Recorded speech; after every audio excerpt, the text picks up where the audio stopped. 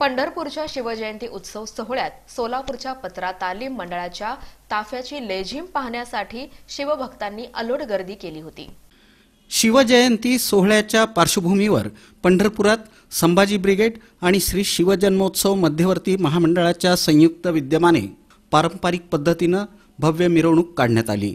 या मिरवणुकीत डॉल्बीला फाटा देत पारंपरिक वाद्यांचा प्रामुख्याने वापर करण्यात आला। छत्रपतींची वेशभूषा, मावळ्यांचे पोशाख, जिजाऊ मासाहेबांची वेशभूषा साकारलेले असंख्य युवक, बालगोपाळ, महिला, युवती मोठ्या संख्येने सहभागी झाल्याचं दृश्य या मिरवणुकीत पाहायला मिळालं। तर मिरवणुकीत घोडे, ढोलपथक, बँजो पार्टी अशा वाद्यांचा समावेश होता।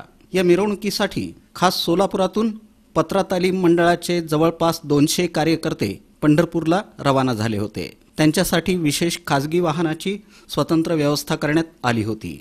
संयोजक दीपक वाडदेकर आणि गोपी वाडदेकर यांच्या नेतृत्वाखाली उत्तम असं नियोजन करण्यात आलं होतं। पंढरपूर येथील छत्रपती शिवाजी महाराज चौक परिसरातून मिरवणुकीला सुरुवात झाली।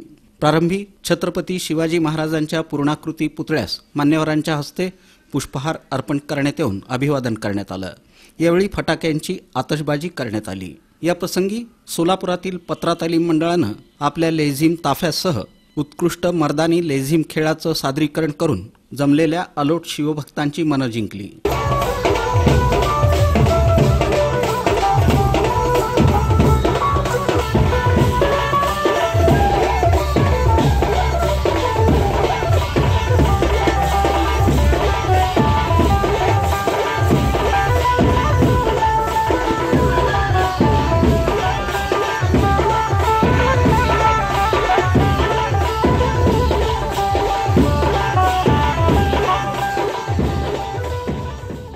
या मिरवणुकीत स्वतः सोलापुरातील श्री शिवजन्मोत्सव मध्यवर्ती महामंडळाचे ट्रस्टी अध्यक्ष पद्माकर काळे, ट्रस्टी सदस्य राजन जाधव, ट्रस्टी कार्याध्यक्ष श्रीकांत घाडगे, मनोज गादेकर हे प्रमुख पाहुणे म्हणून उपस्थित होते। राष्ट्रवादी काँग्रेस पक्ष, शरद पवार गट यामध्ये नुकतेच प्रवेश केलेले अभिजित पाटील यांनी लेझीमवर ठेका धरला।